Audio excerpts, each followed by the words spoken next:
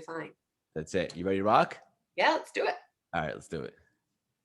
On today's episode of the CLS Experience, we have a very special treat. She's an author, ESPY award-winning 15-time world champion, Paralympic Gold and Bronze medalist. She's one of the most inspiring and empowering human beings I've ever come across. Just a terrific person and a juggernaut in all facets of life.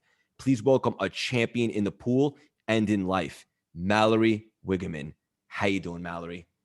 I'm good. How are you? I'm doing phenomenal. I've been looking forward to this for a very long time. It's not the first time we've collaborated, but I had such a good time the first time, and you have my word, we will absolutely manufacture magic here today. I love it. I'm looking forward to it. Yeah, so we're going to start off a little weird today. So since you and I spoke last, one thing different that I've done is I've had the opportunity, even with my very busy schedule, to read your amazing book. Yes. Oh, that makes me so happy. I knew it would. I was going to surprise you. And I have some unbelievable notes because I'm a big reader and I love to take notes. Usually these days, like I listen to the books on a run because I'll just be straight up with you. I don't have so much time. I'm going all in with the CLS, working a little too much, but I love it. So I listen to the Audible, but I'll stop there on my run and take notes. And I do this with all the books that I love. So this way you won't necessarily have to reread a book because you'll have all the great notes from it. But I just wanted to read to you live for the first time some of the notes I got in the book. Yes, I love it. So wait, did you listen to the Audible? Correct. So you heard me read the whole thing? That's correct. I haven't even listened to the Audible. It's weird Why not? listening to your own voice. You sound great. Well, thank you. It was my first time doing that, but I've listened to pieces of it, but I have not listened to the whole thing because it's strange hearing your own voice. And I also thought it would be extremely emotional to hear certain parts of my story in my voice reading it back to me, right? 100%. And so I haven't done it yet. I'm going to, but I'm kind of waiting for the time where life slows down a little and I can do it in a way where I can give myself the time and space to do it. To be honest with you, it's funny that you just said that because after having met you a few weeks back and you made such an impression on me that when I was listening to the book in your voice, got me really choked up and emotional because I had already discussed some of the events with you, and to hear you talk about them in great detail got me too. So I definitely understand what you're saying. Oh, wow. Well, I'm so happy you got to read it and listen to it. And I'm excited to hear what notes you grab because everybody's different, right? Based on your own experience and journey, you cling to different things. That's right. And just so you know, the world is I'm going to do everything that I can to make sure my entire engaged audience hears this, reads this, sees more of you. And I was going to talk about this with you after, but like I launched a bunch of masterminds, which is like my group coaching programs. And at some point in the future, I got to have you in there as a guest speaker because you made such an impression on me. And I know the impact you're going to have on everyone else, but we can discuss that later. Oh, I love that. Well, thank you. Let's dive into some of the notes. You ready? All right, let's do it. All right. You are worthy of all things splendid. Good overcomes. When we remove every boundary, physical, emotional, or societal, we become limitless. I had a choice. I could wake up each morning and fight. You can make a difference. You can change the world. God never wastes a pain. You can't become what you don't see. Thinking about the past didn't have to send me down a rabbit hole of grief. The moment we decide to face our fears head on is the moment we change our life. I was dreaming again. What anyone can do from a trauma is move forward with the wisdom and lessons. Limitless, forward. Why not me? I could break the glass ceiling of my capabilities. I get a choice in this. The whole world was opening up to me if I was just willing to take a chance. Confidence is attractive. Strength is beautiful.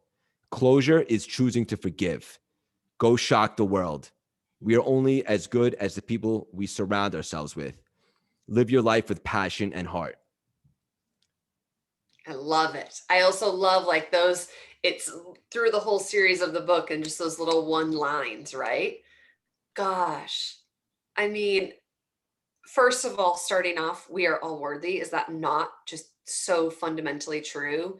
And we convince ourselves of the complete opposite when we're in our slumps, right?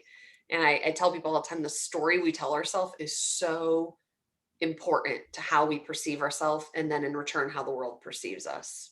Yeah. And even just reading that back, to be honest, you got me a little emotional. I love it. Wow. Go Yeah, it's shock the so cool world. to just hear the different go shock the world. Yeah. And Yeah. one thing that I thought was so cool is one of the quotes that you say often. I think it was your dad was saying it to you, and you have it tattooed. Yes. That's awesome. You are the best. You can make a difference and you can change the world. My dad told my sisters, and I'm the baby of three girls, he told the three of us that every single night when my parents would tuck us into bed. That was his thing. And we still like ask him all the time. And he's like, I don't really know where it came from. I just started saying it. And it has stuck with me. And yeah, it lives on my right rib cage now. Yeah, love it all. Yeah. So much to dive into. I'm getting emotional right now, and that doesn't happen often. But let's just dive right in. We're gonna get a little weird from the Perfect. beginning, change the tone a little bit. All Mal, right. what's your superpower, Mal? My superpower. Ooh, I truly do think, and I stand by this, my superpower at this stage of my life is that I am resilient, and and I've learned time and time through experience that we've got to be willing to bounce back each time and not see failing and failure as a setback, but rather a step forward. Yeah, love that. What's something interesting about you that not many people might know? Ooh, I'm a pretty open book these days. I mean, No pun uh, intended. I joke often about the fact that I'm just kind of a dork. Like not in a just in a I'm just really goofy. And so everyone kind of sees polished Mal, and I show up pretty authentically in who I am, but when you get like if I'm tired at the end of the day, I'm just a total dork at heart. And I think that's so true for all of us, right? We have this kind of just goofy side no matter how young or old we are. That's there. And other than that though, it is crazy. There's not a whole lot that would surprise people because I'm like so me in the way that I show up in life. And I Authentic. would say that maybe it's surprising that I'm a dork, but then again, I know plenty of people who are like, yeah, no, I see that all the time. Like you're just your little dry humor that you insert in little things, or it's just Yeah, kinda how I am. So I love that, and I can relate to that. I'm a nerd at heart as well. yeah, we all are a little bit, aren't we? I hope so. You gotta I have hope some fun, so, you know? especially when you're passionate about what you do, because if you're not kind of, a nerd or a dork or whatever you want to put the name to it as, it's like we should always be learners, especially at our craft and like what it is that just gets us excited, right? We should always be trying to learn, and I think that's just such an important trait. I absolutely agree with you. I When was love it. the when was the last time you had an unbelievable belly laugh? Oh, I I feel like I laugh a lot. Gosh, it's been recent. I can't put my finger on it though. Because it happens so often. It does. Laughing's good for you. Really good. It's really good for you. And my husband makes me laugh all the time. He knows when to be a dork right back, and it just gets me going.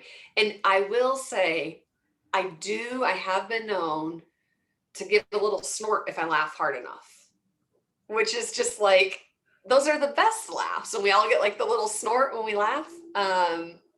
So yeah, Love that. We're gonna end it with a more serious one. You ready? yeah. Is there anything that you can't handle at this point? Ooh. I'm going to say no, purely because we don't get a choice in what's given to us. And despite what comes our way, we still have to find a way through, and we still have to choose to show up for ourselves and those around us. And so I think at this stage of my life, I've learned there's a lot of things that have happened that I have not signed up for. And that's just life, I think, for all of us.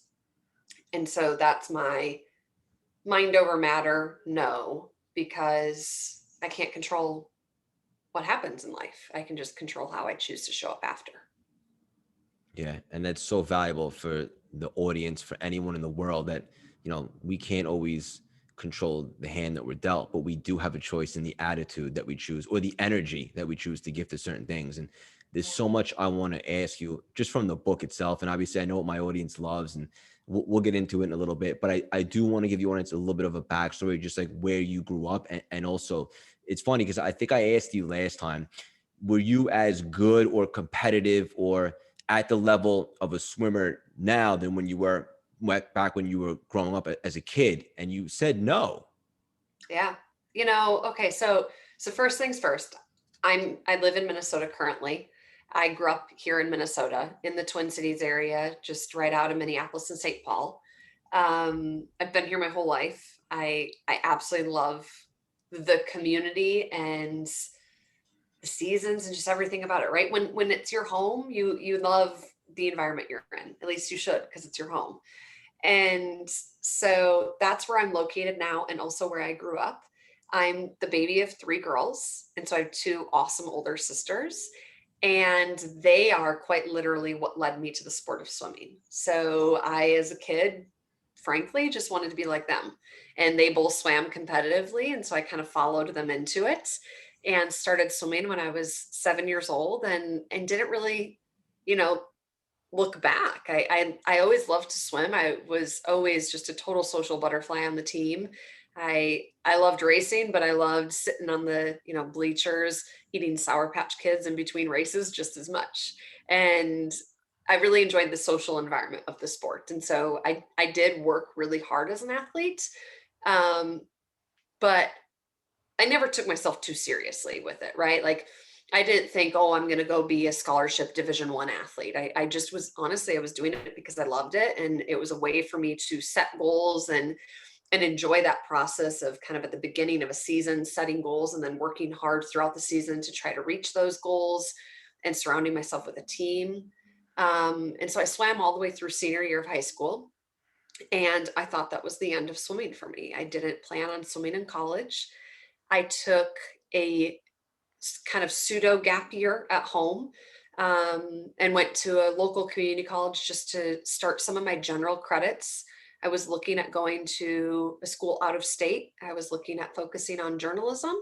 And so I was looking at, KU or Mizzou and their J schools and decided to take the year, just get some credits and figure out where it was I wanted to go. And the second week of spring semester in 2008. I graduated high school June of '07, and it was January 21st, 2008, Monday, Martin Luther King Jr. Day.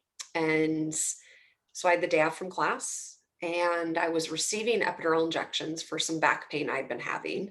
And we had scheduled what was to be my third and final epidural for that day.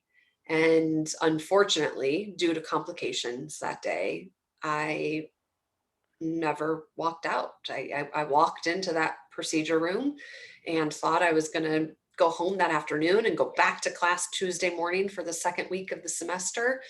And instead, I was admitted to the hospital for 6 weeks and told that I had sustained a spinal cord injury and that I was paralyzed. And, for me, that's when everything changed. That was my sudden moment of impact. And that was really tough. I mean, I was 18 years old. It was 2 months before my 19th birthday. I had no idea what my future was going to look like. I had far more questions than I had answers to everything that was going on. And that's kind of what started me on this new journey, if you will. And fortunately for me, I found my way back to swimming just 2.5 months after my paralysis. I got home from the hospital just, a couple weeks before my 19th birthday. I turned 19, and a few weeks later, I learned about the Paralympic movement for the first time and adaptive sports. And as a result of that, I got back in the water and figured, maybe this is how I can grieve. And I hovered over a black line, and it was like everything just made sense again. And while I still didn't have answers, I had a place to process. And so that's what led me back to swimming ultimately. Yeah, what a journey, and so many things I want to touch on. Number one thing that really got me choked up when I was listening is because I knew your story, but I didn't know like your family. And one of your sisters had a procedure that had some unusual side effects as well, long before your injury. Is that accurate?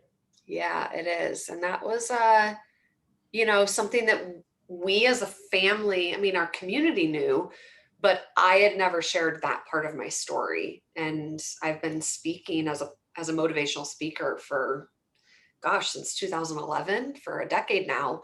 And that was a part of my story I never shared because it just wasn't mine to share. And so when Limitless came about, we had a lot of conversations, my sister and I, and she said, that's a big part of who you are and who you've become. And it's interesting because over the years, people have asked, like, well, how did you quote unquote just move forward from your paralysis so quickly? And the truth of it is as a teenager, I watched my sister fight for her life. And so when I was paralyzed, it was like, yes, this is devastating and traumatic, and there is grief and loss associated. And that is something that's going to take time for me to work through. But I'm alive and I'm not fighting for my life. And I had lived that with somebody very near and dear to me and my sister. And it, I think, changed not only my perspective, but also my family's perspective. And we also knew how to rally around each other and support each other. And we had seen the power of our community come together and support us in hard times. And so I think all of those things that are vital to getting through moments like this, we had already seen play out in our life. And so it was like, well, yeah, we'll get through this, whatever that looks like, because we know it's possible. We've seen it happen once before. Yeah, that's unbelievable. And like it all makes sense. One, the power of the community and your family rallying around each other. I love that. I respect that so much. And also like it got me emotional. I think the first time for obvious reasons, but because like your family's been through, more than once with something like this. And it's a lot, but also you build like, strength and obviously you absorb some mental, courage and so forth. Yeah, totally. 100%. Yeah. And also, one other thing I wanted to ask you, because this is such a good lesson, like as you get, further into the book, one of the things that comes about is like, there's a deadline when you have to kind of go back and see if you want to revisit the injury and like make a lawsuit, whatever the case may be. And you chose forgiveness in your way of kind of just moving forward and not letting that incident define you and just moving on with your life. And for a lot of people, there's a lot of time that people are living inside their story as opposed to on top of it. And they have shackles on and they can't really break free. Not everyone's story is the same, obviously, but the way you chose to kind of move forward and forgive, how tough was that for you? And also how beneficial was it after you decided that? I think forgiveness is key. And I really struggled for a long time that I had no control over what happened that day in the procedure room.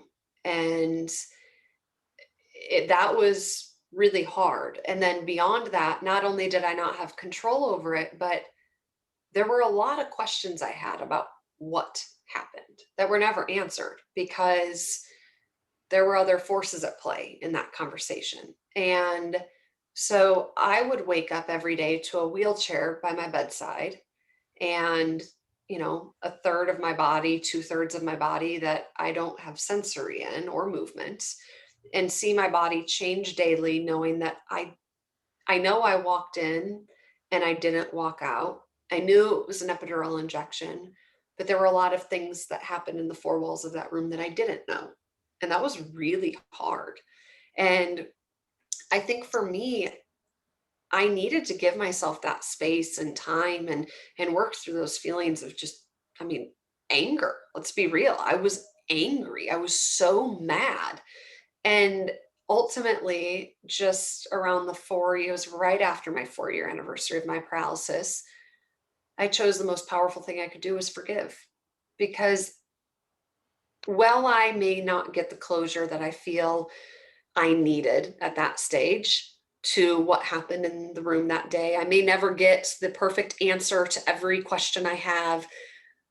That's so true for all of us when we experience trauma. I mean, we don't always get closure brought to us with a pretty bow on it and said, here you go, have at it. Oftentimes we have to go create our own closure.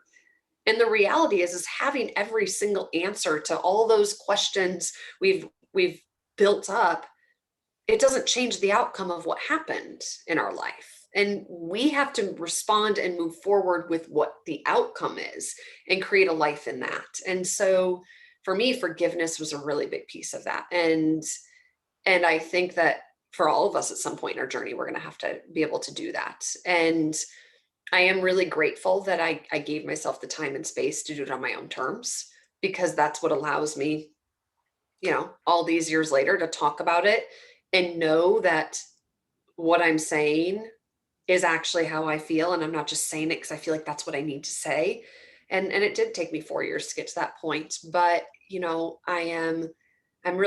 I'm really proud that I allowed myself to give space for that process to play out so I could do that. And, you talk about shackles. It it was so freeing, because at the end of the day, my forgiveness was for me. It wasn't for anyone else. And it was for that understanding that I can't fully lean into who I'm going to become if I'm constantly allowing anger and resentment and those emotions to pull me back to some past event. And every time I allow those emotions to pull me back to that past event, I'm giving the individuals that were a part of that event more power every time I do it. And I had to find a way to cut loose from that and lean into who I was and where I was going and who I was going to become, and not constantly be pulled back to that day and that moment. This is unbelievable. And it's such a metaphor for everyone going through something. Like you in this case, you got closure by choosing forgiveness. And in really everything, there's a choice. And it comes down to an attitude and a decision. And I admire that so much about you, and I appreciate that. And the fact that it took you 4 years for that space, I'm so proud of you as well, because sometimes you need to kind of step out of it, let it come full circle, revisit it, and then make that decision. That's what you did. Yeah. And I think it's so important that when you're going through a journey like that, you do need to give yourself space, because you need to let yourself work through those emotions. And one of the things we talked about in Limitless is healing's not chronological. It's not just this like, okay, here's the perfect little steps and it all happens in a linear fashion. It's like, no, that that stuff is going to boomerang right back in your face on a random Tuesday when you least expect it 12 years later. Like, it's going to happen. And you need to be aware of that and understand that that doesn't make you weak or less than. That's just part of life, and that's part of healing. And so I think for me, in that forgiveness, I needed to have that space so I could honestly buy what I was selling to myself and know that I was truly at a place where I was forgiving. And like I said, I wasn't just saying it because I felt like that was the next step in my healing journey. Yeah, I love that. I love it all. And I told you we're going to jump around a little bit. I know your sister brought to your attention the Paralympics even exist in the first place. You had never heard of it before then, right? Yeah, we saw a newspaper article. Well, she saw it first. Yeah, a newspaper article first weekend in April in 2008. And we didn't know about the Paralympic movement or even adaptive sport, really. So yeah, just crazy to think about how much of a part of my life it is. And 18 years, I had no idea. Yeah. And then when you did start swimming again after the injury, pretty quickly you were onto something, like you were breaking records and so forth. When did it really hit you like, I'm going to do something really special here and shock the world? Oh, that was a process. When I got back in the water the first time, I was terrified. The water was like probably one of my biggest fears post paralysis. And so just getting into the water was a big deal. And, just going to the back to the pool every day was a big deal. And eventually we kind of started realizing, all right, there's something here. I made the US national team Yep. a year later. I mean, quick. Like, I was paralyzed in January of 2008, and by March of '09, I was on our US national team. And I broke my first American record that April. And when I broke my American record after having just made the national team, I was kind of like, all right, there's maybe something here. Like, maybe this is more than just my place that I grieve. Maybe there's something to it. And I remember after I broke my first American record, I was like, well, I mean, that's really cool, but let's go get a world record, right? And so that competitive drive just kicked in. And it was really interesting because I think for me, it was my way of fighting back against this notion that I was quote unquote physically incapable of doing things. Because after my paralysis, I felt like society looked at me different. It's like people looked my way, but they didn't see me. They just looked through me and saw the wheels beneath me. And I hated that. I hated feeling like the split second in time defined how the world perceived who I was as a person. And so, and I didn't like this notion that if you have a disability, you're quote unquote incapable of doing things. And so I was like, well, if I can get faster every day, I must not be all that incapable. And so when I broke my first American record, that became my goal. Like, let's get a world record this summer. And that summer in August of 2009, I broke my first 4 world records over the course of 2 days. And that was the moment where I was like, okay, there's something here. And I made my first world championship team. And a handful of months later, I went to the 2009 World Championships in Rio, and I came home in December of 2009, just, a month shy of the 2-year anniversary of my paralysis, a 5-time world champion. Unbelievable. And that for me was the realization of, one, it's not just a goal to make it to Paralympic trials or make it to the London Paralympics anymore. I'm fighting for a gold medal in London. Yeah. And I have to read some of these stats out loud. And I want you to make sure that I have them accurate. This is just fascinating. So 34 American records, 15 world records, 12-time world champion, 2 Paralympic medalists at London Games, 1 gold, 1 bronze, and obviously the gold medal at the 2012 London Games, one of the most inspiring moments in the history of the Olympics. Yeah. In my opinion. Yeah. So did you say 15-time world champion? Yeah. Yeah. Is that accurate? 15-time world champion. Sure is. Hell yeah. Hell yeah. Make sure I get that one right. Yeah. It's, and I think it's neat because so I've held 34 different American records, but I've broken them. I couldn't even count and tell you how many different times I've broken them, because for a while I would just break my own records over and over and over again. And I think there's something so fun about that. And what's interesting though, when you read off the accolades, and I think this is so important for anyone listening too, to understand that your resume, your list of achievements, it's great and it's incredible, and you should be proud of what you've accomplished. But it literally means nothing if you haven't had an impact along the way. And the 34 American records, what's the coolest thing about that is even down to just this past weekend when I got up behind the starting blocks and broke 2, I got to swim next to 13-year-old quote unquote able-bodied swimmers. And they were next to me as I broke those records. And in that moment, I got to inspire and empower our next generation. And that's more important than the American record I just broke. And understanding that when we break these perceived glass ceilings, we are quite literally creating a path forward for our next generation. And if we make the list of accolades all about, look at how great I am, we're missing the boat. I mean, I am so proud of my accolades, and I'm proud of them because a lot of them stemmed from a very dark place in my life.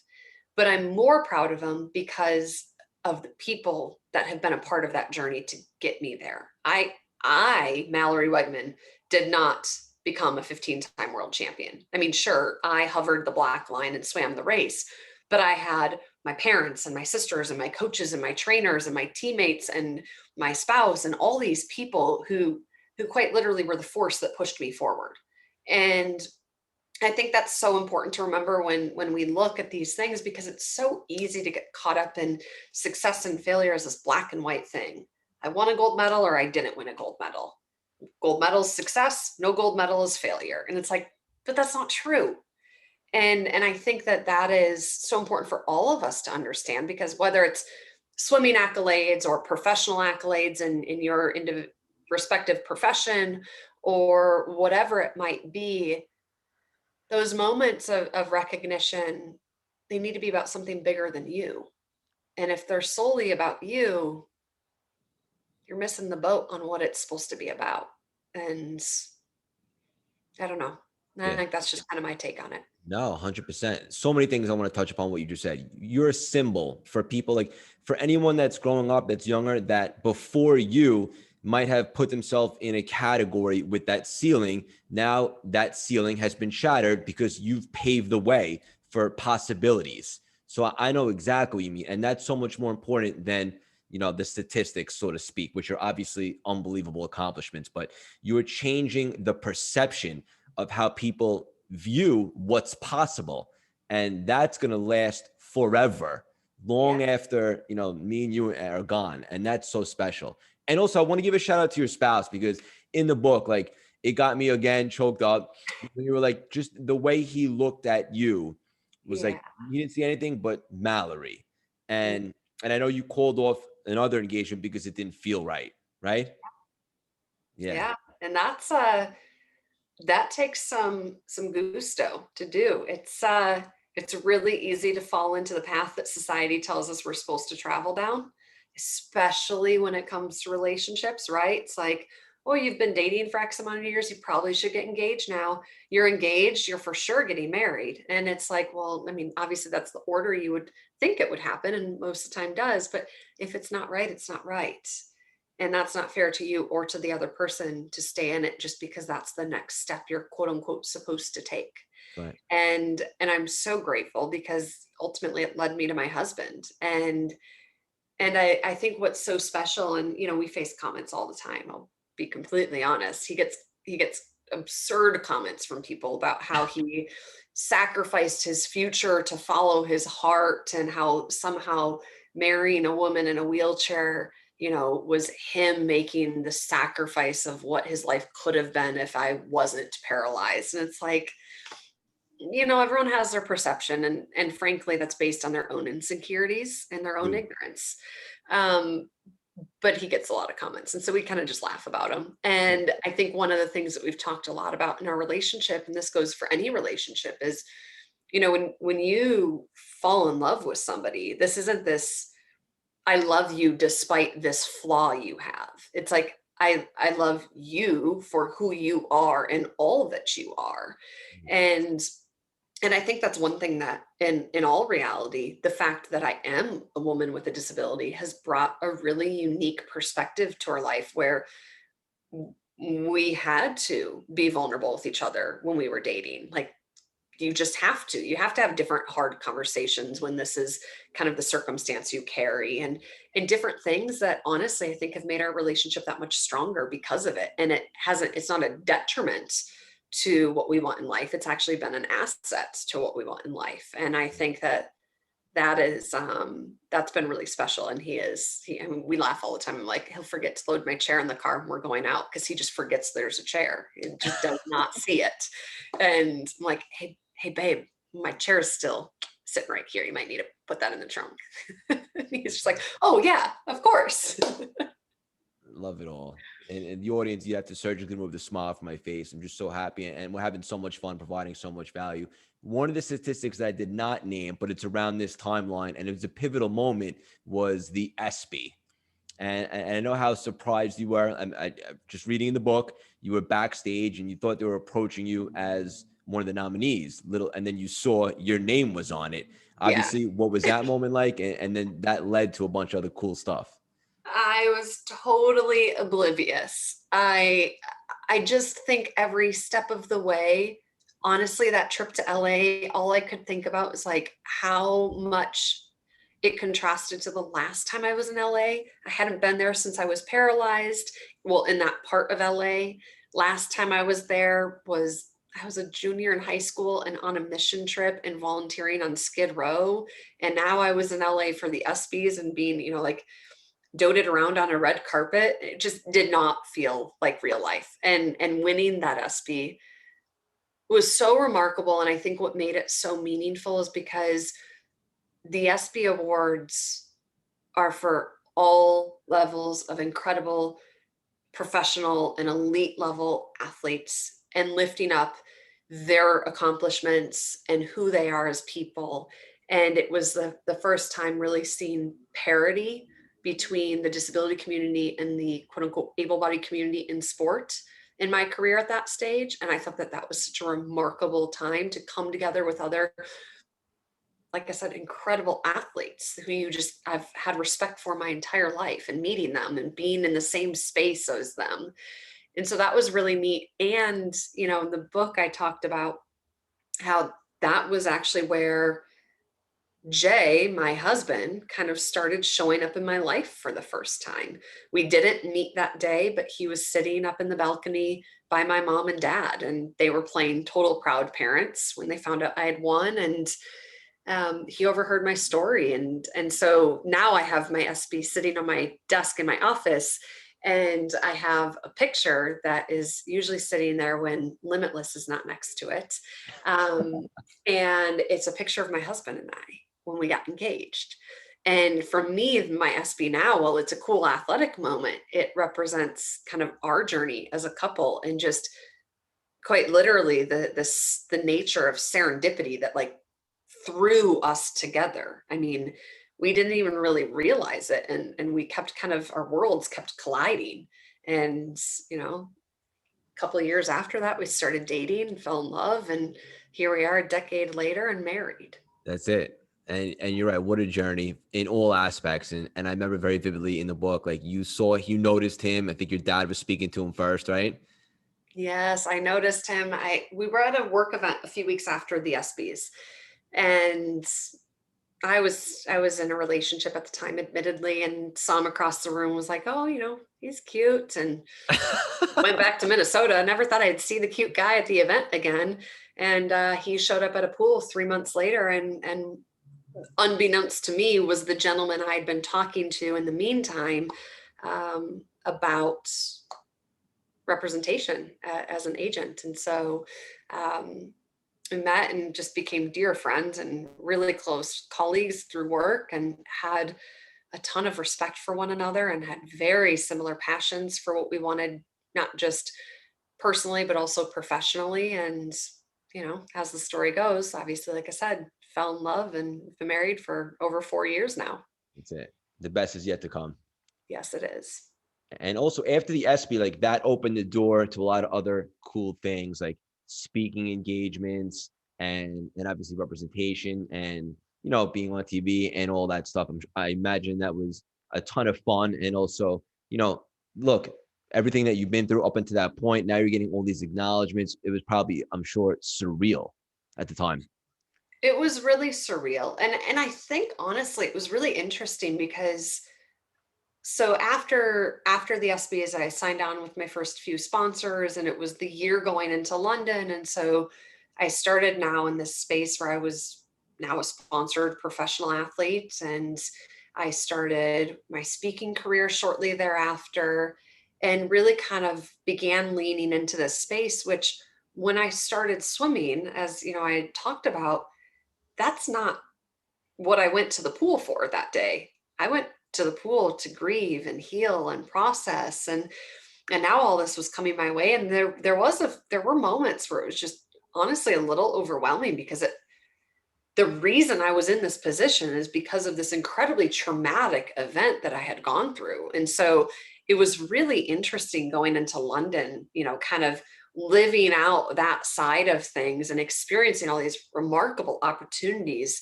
that were being provided to me, but knowing that the catalyst that kind of pivoted me in that direction was this traumatic day in my life. And so after London, it was really a point of wanting to understand the deeper purpose behind it. Like, it's great to have sponsors. It's incredible to have support of a community around you when you're chasing a dream. And it's remarkable to have the opportunity to speak to various different groups. But what's the why? And that was the thing that I really had to figure out after London. And I think is so powerful for all of us in how we lead our lives. Like, we need to understand, why are we doing what we're doing versus, well, it's fun. I mean, yes, you hope you're passionate about what you do, but what's that bigger thing, that makes it about something more than yourself?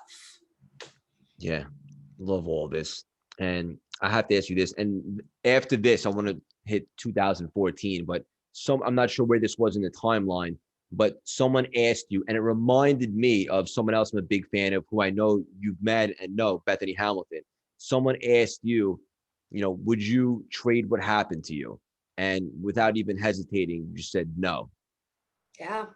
I think the truth of the matter is A, we don't get to go back. That's just not how life is. So spending time thinking about what would we do, what would we have done, Pointless. doesn't really matter because we can't go there. But also, when we go through adversity and we go through trauma and grief and loss and all of those different hardships that we experience in life, they ultimately build us into the people that we are. And they build us into the people that we're ultimately, in my opinion, supposed to be. I am stronger because of what happened in 2008. I am more confident because of what happened in 2008. I have a life that's rooted in more purpose than I did prior to my life before what happened in 2008, right? Like all these beautiful things that I have in my life are a part of my life because of one of the hardest times in my life. And that's honestly true for all of us as we move through that process of grief and trauma and navigate through our hardships. Instead of fighting it, instead of always looking back to what once was and making past metrics and experiences and circumstances our idea of what is supposed to be and like our place that we're going to, we need to let go of that and lean into where it is that we're going. And so, at the end of the day, I wouldn't, because the things that I've learned about life since that have given me a perspective that I am so glad that I was able to get in, when I was 18, 19 years old, and to live my 20s with that. And sure, I didn't always get it right, but some people search a lifetime to gain that perspective. Lifetime. Yeah. And Matt, look at the impact you've made, and you're far from done. But like, who knows if you would have been able to make this type of impact without it? But the one that you're doing Right. now is a ripple effect that's going to last for generations. Yeah. I mean, it's so I just feel like it's so true for any of us when we stop and look back, and it's like, man, I don't wish what I went through on my worst enemy. Like I was in so much pain, and that version of me was so sad, but gosh, I'm so proud of her strength and the woman that I've become because of that Yeah. and that journey. And I would never go back. Agreed. And now for the big plot twist, because the audience, after everything that you've been through to get to where you are, now 2014 comes and you suffer severe nerve damage in your arm. And Yeah. I'm sure in your head, again, something like that.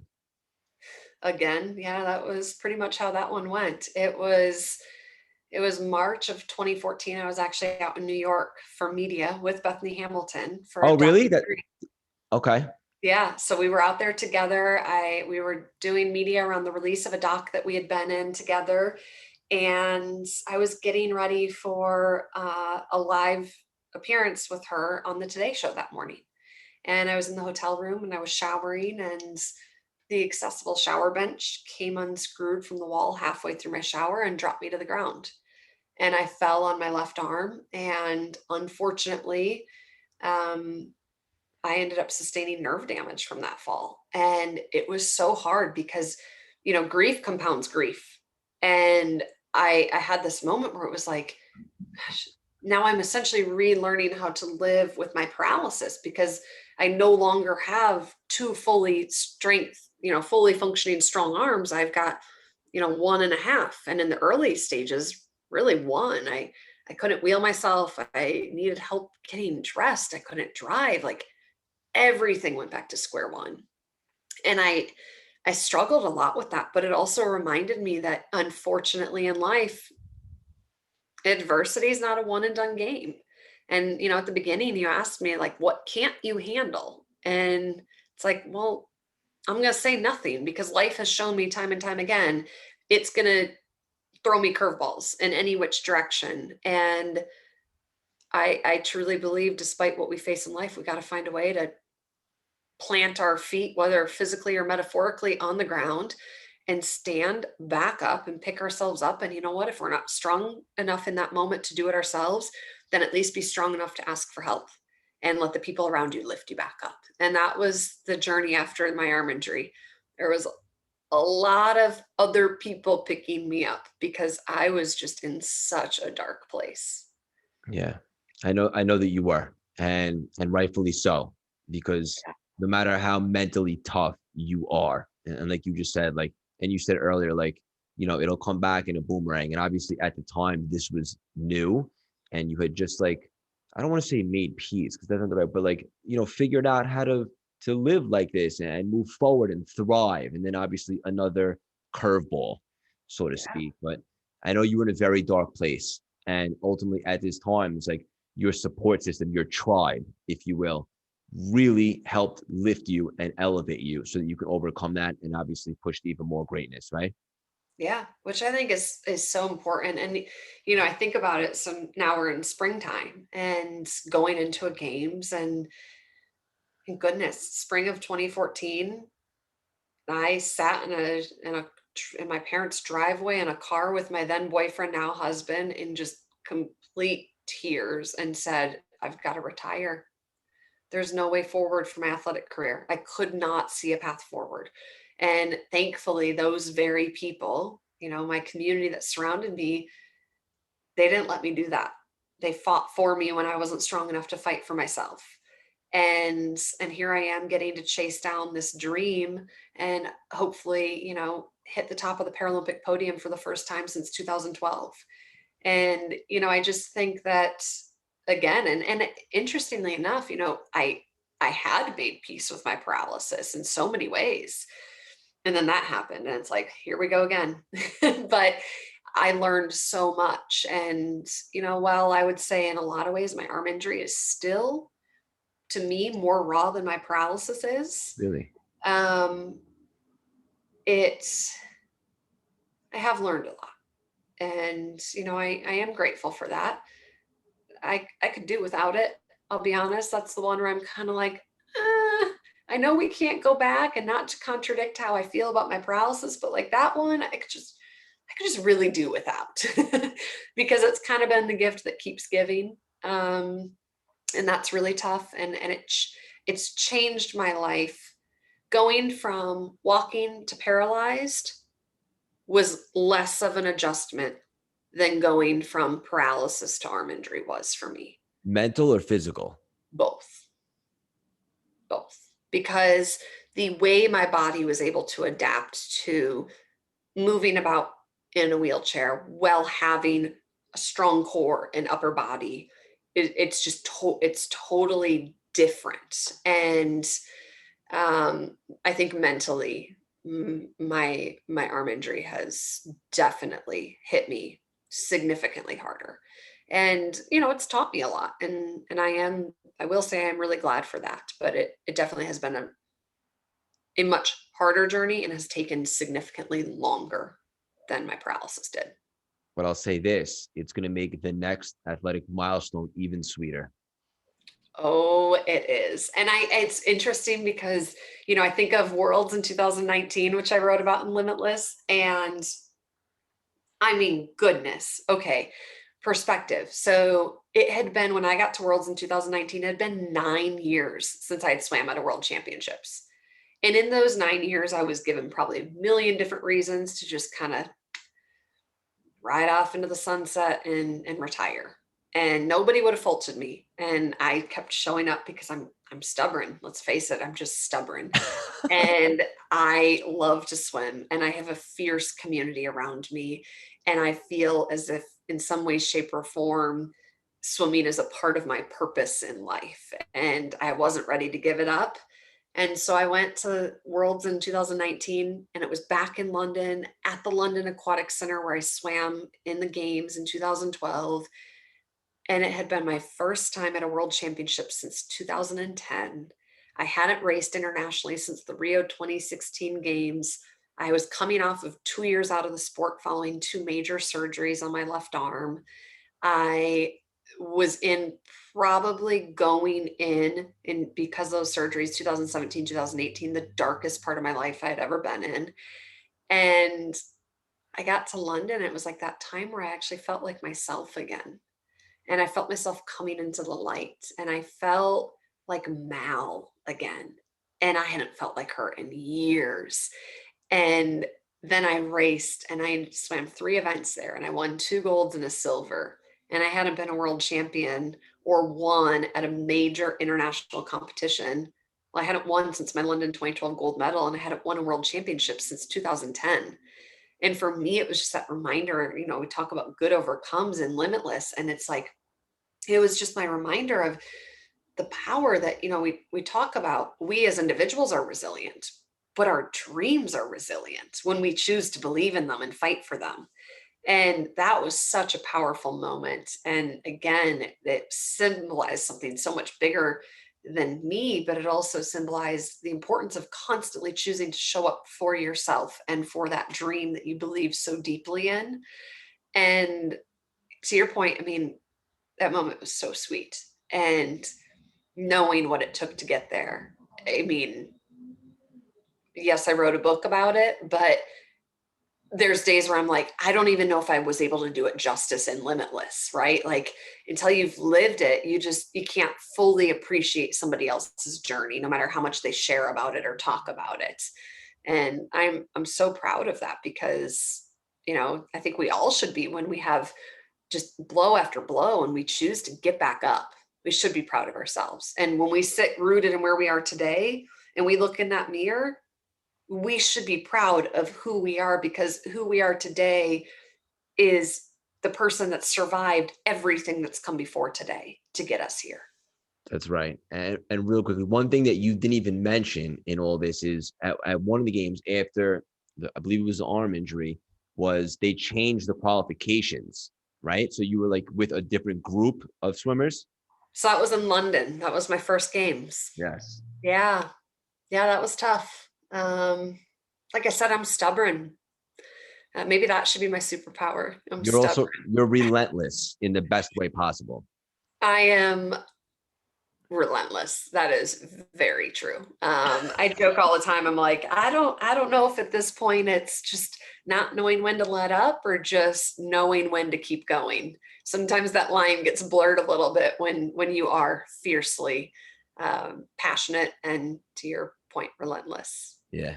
So aside from your family and your immediate tribe, who are some of your inspirations that really get you excited?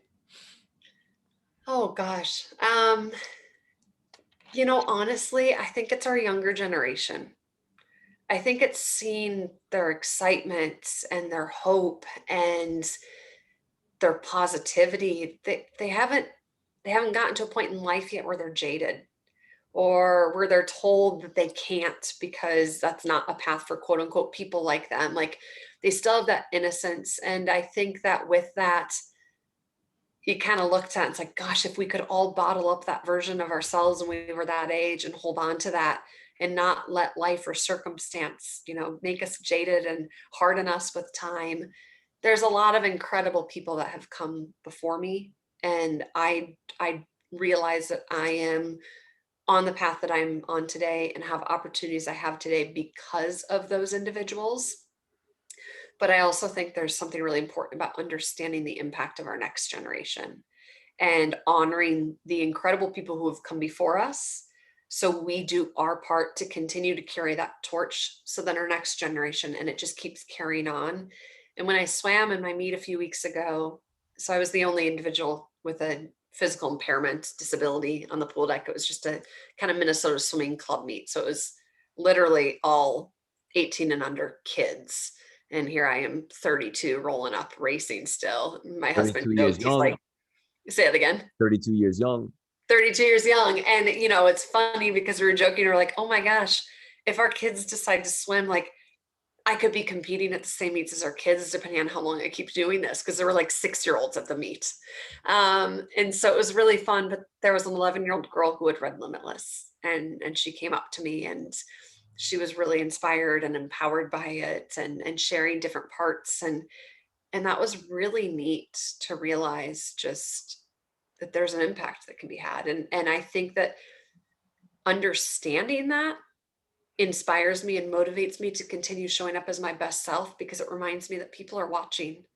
and our next generation's taking note, and we all have a duty to lead by example. So, I could go on and on with lists of I know. the big names, but I think that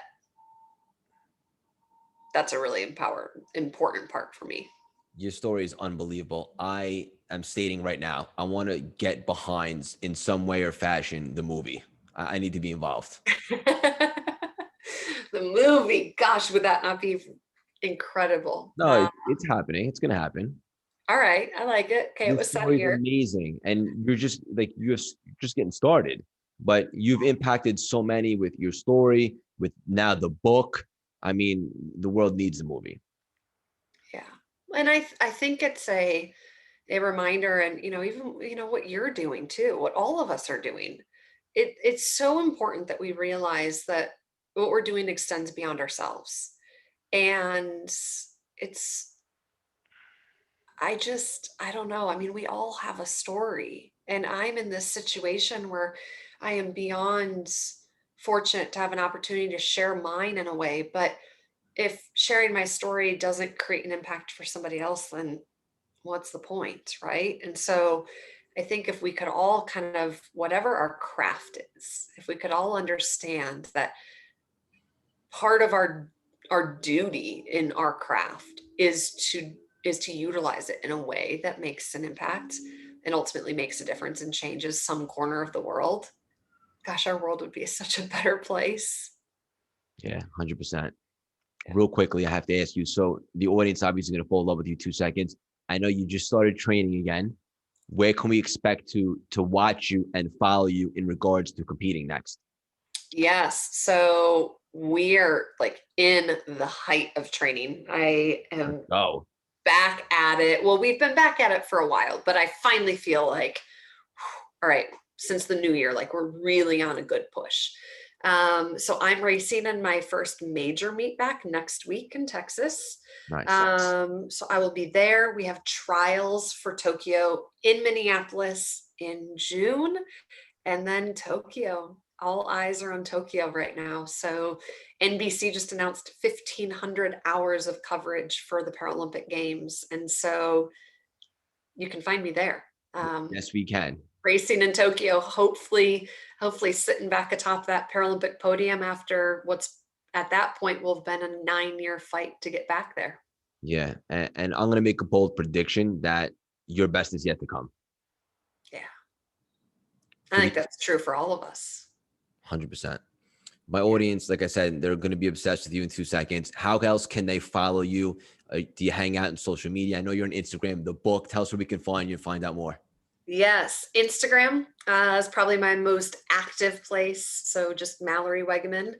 I'm also on Twitter, Facebook, LinkedIn, but Instagram's probably, like I said, my most active platform. And then my book, Limitless, and you can find it anywhere books are sold, or you can go to MalloryWeggemannBook.com and it will connect you to where you can purchase it. And also, if you're super busy like me, you can download it from Audible and listen to her voice.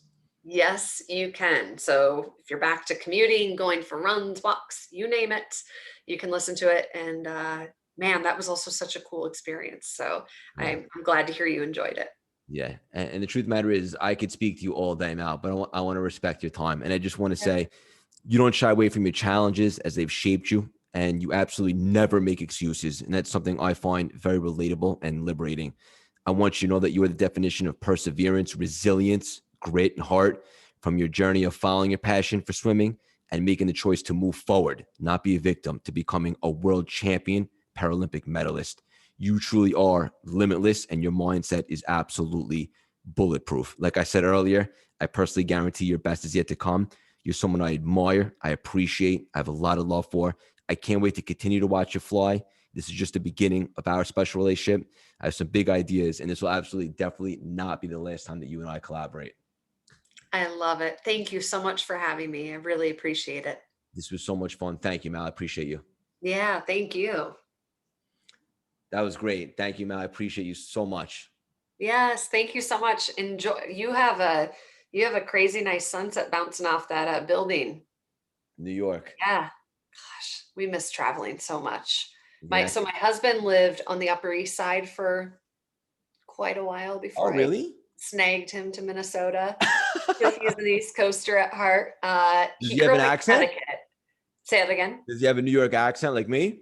He does not, but I was convinced that our ongoing joke when he moved to Minnesota, I was like, our relationship is going to literally die because we cut pizza in squares in Minnesota. Like that, you can't take a New Yorker to Minnesota. Like pizza's different here. So we finally found an acceptable New York pizza place